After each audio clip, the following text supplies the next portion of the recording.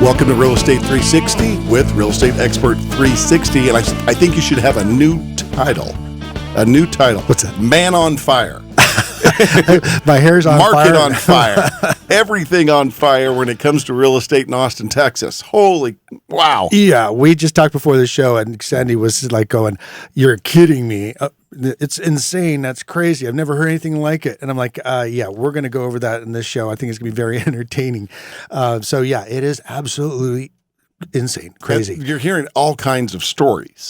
I don't know which ones to believe, but you're probably going to tell us. Oh yeah, I'm in several of those stories of these homes being purchased, and it's just it's incredible. We're going to talk about the builder market, and then we're also going to talk about the resale market, and we're just like I said, our hair's on fire and we're pulling it out. Right. Sorry, Sandy, not you, but that's all right. I lost mine a long time ago. But yeah. So, anyways, I'm going to go over the stats real quick because these are all going to change. I mean, December. These are always a month behind because that's how long they are. So, last time we were here was Christmas Eve, and so the stats for December came out in January, and we're going to next month. I bet it's going to be completely different, and with numbers up and numbers down. I mean, supply down and appreciation up. So in the Austin market was up 15% year over year in December. That's a nice clip. Yeah. And so there are 36 days on the market, which is, that's pretty short. It's usually about double that. But this is the incredible. In the Austin MSA, which includes Round Rock, it's about 2 million people. There's only 1,954 active homes on the market. Wow. For a city of 2 million people. And the pending sales are up 40%, and the supply is down 63%. Sales. So we're looking at 0.6 months supply of homes, about half a month supply of homes in Austin. and normal is? Normal market is 6.5 months. Wow. So yeah. a tenth. 1/10. Yeah. We are we talked about it last time, we were housing shortage. This is an extreme shortage. But on a sidebar, for those that have already, who were my clients that got in as investors, that's awesome for them. It's good news for them all the way around. And number one, because their price values are just going through the roof right now. Secondly, is that if people can't buy a house because they are in this situation we're going to be talking about, they have to rent, and our rents are going up fast. So as our investors are capitalizing on it, but it's not fun to be a home buyer right now in Austin. Right, and you know what? Buying a home should be fun. You should be excited about it. I'm sure you talk to people all the time that are excited, but it's tough right now. Oh, first-time home buyers, I have a heart for them, and I wrote a book on first-time home buyers, and it's incredibly it's sad in a lot of different ways. Right, but we don't have any control of it. The landslide of people are still coming. A lot of them out of California, a lot of them out of New York. They're coming here, and the companies are coming here, and they're already here, and so it's the reality. I did want to kind of go over a little bit of a clip that kind of explains what the Austin real estate market is like right now. So, Sandy, let's go. All right. You want to set it up a little bit, tell them what the movie is? Okay, this is Trading Places. Back in the early 80s, very, very funny movie, a little bit politically incorrect for these years right now with some of the comments, but it was a fun movie, and it talks about how crazy markets. And this is what you're saying. This is what the Austin real estate market is like now. Here you go. Oh my gosh! It just 200. Now. South Northern for the 142. Go to the other clip where we see this is what those poor on-site agents are like. It's like there this. He is. Yeah. Where you going? You idiot! Get back in there at once and sell. But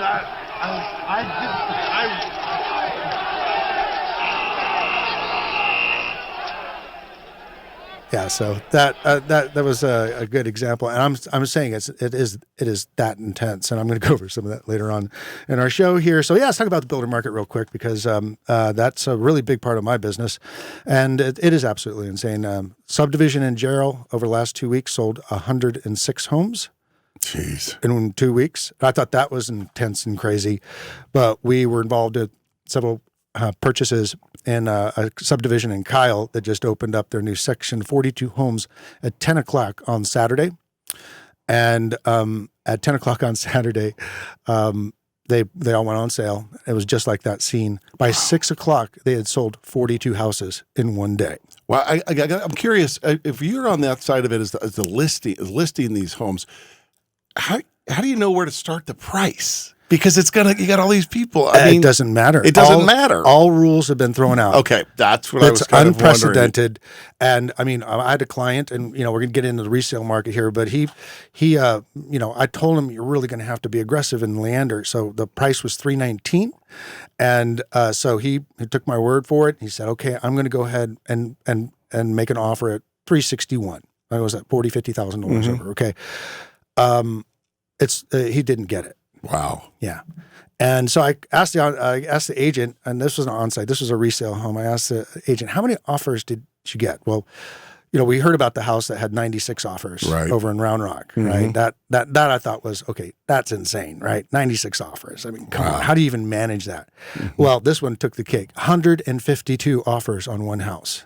152. In what part of town? This is Leander. In Leander. Yeah, in the high-tech corridor. Wow. Yeah. So, people go, should I get my real estate license? I'm going, there's 152 people that did their job and only one got paid. So. Right.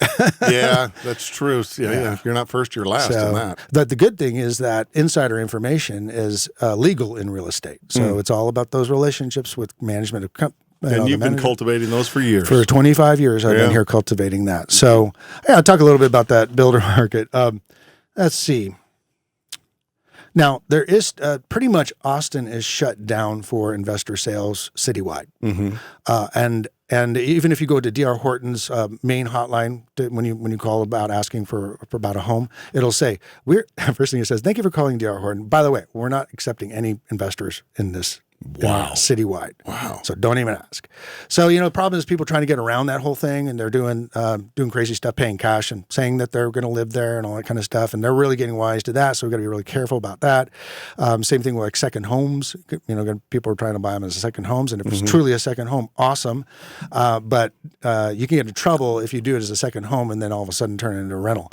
Right. The lender come back at you. And even now the builders are putting it in their contract. So we have to be very careful about that. And I'm very prudent because I like my license. It's kind of important. Yeah. So we're in the builder. We were looking at the high-tech corridor the first week in January, and it was very cold. If you recall, it was just Sunday was when the Sunday of that week was when it snowed 6 inches. Right. So it was building up to that. So I'm out running around on a Wednesday with my clients. They came in a relocation from California, and she'd already bought an investment property for me already. But now she's getting her next house, her second home. And so we were in Santa Rita Ranch, which where I just moved to, and we walked into the model home, and there were 2 inventory homes left, and then after that, you have to wait for the next release. So we went and looked at it. She liked it. Went back to the model, and she said, "Well, I got to think about it." I said, "You don't want to think about it. If you like the house, you don't think about it." She goes, "Okay, let me at least do this. Give me a minute. Let me go out to the car and call my husband." So we go out to the car. She calls her husband. 10 minutes later, we walked in, and the lady said, "I'm so sorry. I just sold it." Oh, we got sniped. Yeah, you did. Sniped. Wow. And so the rest of the day was really a bummer because we're like driving around comparing every other house to the one that she lost. Yeah. Fortunately, an on-site agent was really sad about it because it was like we're just ready to pull the trigger and somebody gets it. Fortunately, by the end of the day, we found out that the other people didn't qualify for their loan. And she got it. Oh. So happy ending. Happy ending. I like to hear It's funny. Her sister was with her too, who's just on an exploratory trip, never been here before. Found a house in not far from there in Rancho Siena, and she got the last one. And really? I said, "You don't get it now. You're going to pay $50,000 or more for it later on." And that's exactly what's happened. Over $50,000 in appreciation on both of those houses since the beginning of the month. Wow. Yeah. So we're seeing in the resale market, people are offering 10 to 20% over asking price, not just 20,000, 20%. Wow. So the house that had 96 offers on it was listed for $380,000. It sold for $510,000. $140,000 difference. crazy. Oh, I don't know if it makes sense, but the reason I'm doing this podcast is because when people are moving here or trying to invest here, they just have to realize what they're getting involved Sure. with. And it's not that much fun because that's a medium price home we're talking about. I'm working with a Tesla Relo. He's looking more in the $1 million price range. And we had a house on last weekend that we went and looked at. How we do it all by Zoom now, right? Yeah. So great, Yeah. selling $1 million homes by Zoom. who'd have thunk it, right? Yeah. Yeah. So he said, okay, we said 1.2 million. Had to get your offer in by 5. And he offered. He was gonna. I can say you're gonna have to offer $200,000 more. You're not gonna get it. So we called up the listing agent and said, if we offer even that, are we even in the running? He said, we already have 3 that are over 1.5. Jeez. 1.2. And my Tesla executive goes, do you know that house sold for $900,000 2 years ago? I'm going, yeah, I know. And now it went $300,000, $400,000. Just so had a waterfront buyer. We talked about that last time. And this was November, wasn't even as hot. And he found it, offered it was $2 million was the asking price. He offered $2.211 million cash, close in 2 weeks. He didn't get it. He came and said, And I'm guessing, you can probably tell me, people that throw down that kind of money cash to buy something, they're used to getting what they want. he should have got what he wanted. Right. And so I found out, I later on just checked the stats and found out what it sold for. It did sell for $2.3 million cash. So it sold for $300,000 more than the asking price cash. Wow. So be prepared, Californians and New Yorkers. Yeah, yeah. But it's really also kind of tough for us people living here. I mean, it's great when you own real estate, but It's really tough for people that have been here a while that maybe they want to, young people that want to, get into the housing, buy a house. Yeah, my daughter, trying to get my daughter. Right. What's she going to do? Right. I mean, it is. It's just, they want to enter the market, and the market.